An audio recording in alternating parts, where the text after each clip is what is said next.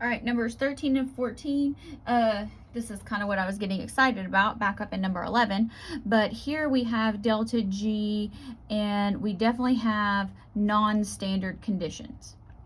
So the way that we're going to deal with this is our delta G of reaction is going to be delta G at standard conditions plus gas constant R, temperature times T, natural log Q. All right, well, we know what delta G at standard conditions is, so let's plug in things we know so far. Kilojoules. We know what the gas constant R is. Think about this. Do you think we should use the one that has joules or the one that has liter atmospheres? This is kind of tricky because I'm giving you pressure in atmospheres, but ultimately we want joules. So make sure 8.314 joules per mole Kelvin here. And then we're going to have to multiply that by natural log. And what in the world is Q? Oh goodness, remember Q has to do with equilibrium. Equilibrium is not going away here, y'all. So remember Q is like K, only we're not at equilibrium. So we need to find reaction quotient Q.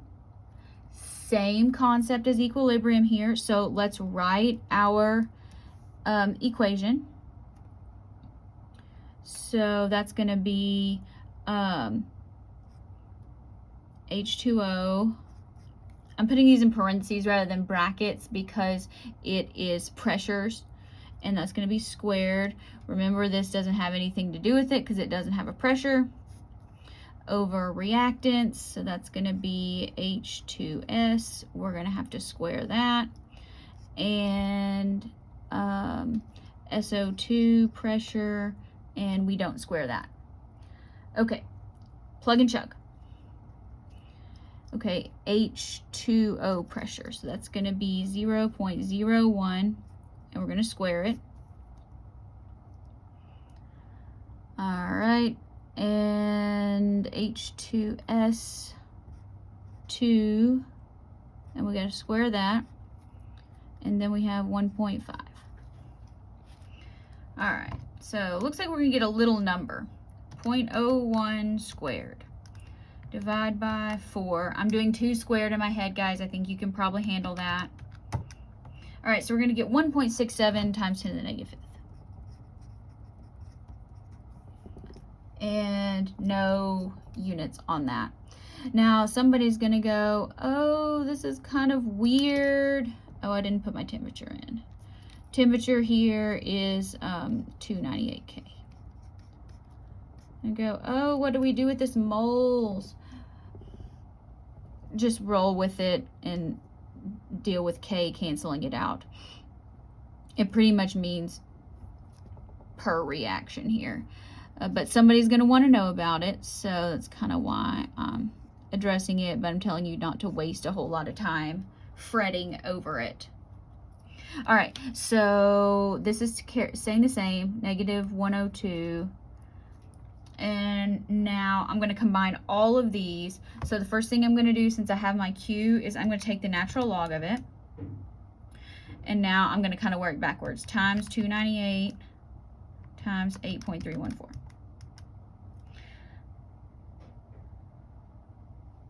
Okay, now note this is in joules. So here I get plus negative 27,258 joules. So be careful here. So now I'm going to go ahead and divide by 1,000. Negative 1, I'm just showing extra work here. 27.26 kilojoules. And now let's go with negative 102 minus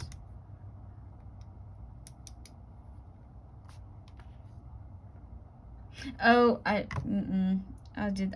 got too many minuses here. I should have just done plus. All right, so negative 102 plus negative 27.26. I was like, no, it should be more negative. 129.26-ish. Negative. Keep your negative sign. Don't blame me. Okay, now this is our delta G at these conditions. Here is our delta G at standard conditions. So are we more or less spontaneous here? In this case, you have to say delta G is more negative, because remember, negative delta G means spontaneous. You have to kind of get that just locked in your head. So this is more negative, so it is more spontaneous. So if this were less negative, it would be less spontaneous. So this here is more negative. So it is more spontaneous. So I always like to express these in terms of more or less spontaneous. Let's go ahead and finish through with number 14. Here we're already at equilibrium. So that kind of helps things out a little bit. And we're already given K. So here, when you are at equilibrium, and it wants to know delta G0 at the conditions here at equilibrium, it is RT ln K. Don't worry, I'll give you that one too. Oh, it's negative RT. Gosh, I got to give you the right equations, don't I? So negative 8.314 joules per mole Kelvin times temperature 298. See, this is standard conditions here. And at equilibrium, so natural log, plug and chug here, 81.9, no units. Just take for granted that's going to take care of the moles. And we get here, where you can see it, negative 8.314 times 298, that's a 3, 298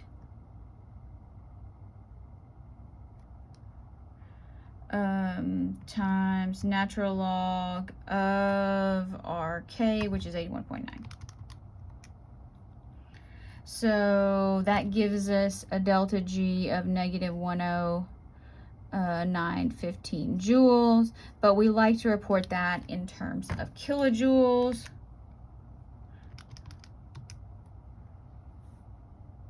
So negative 10.9 kilojoules.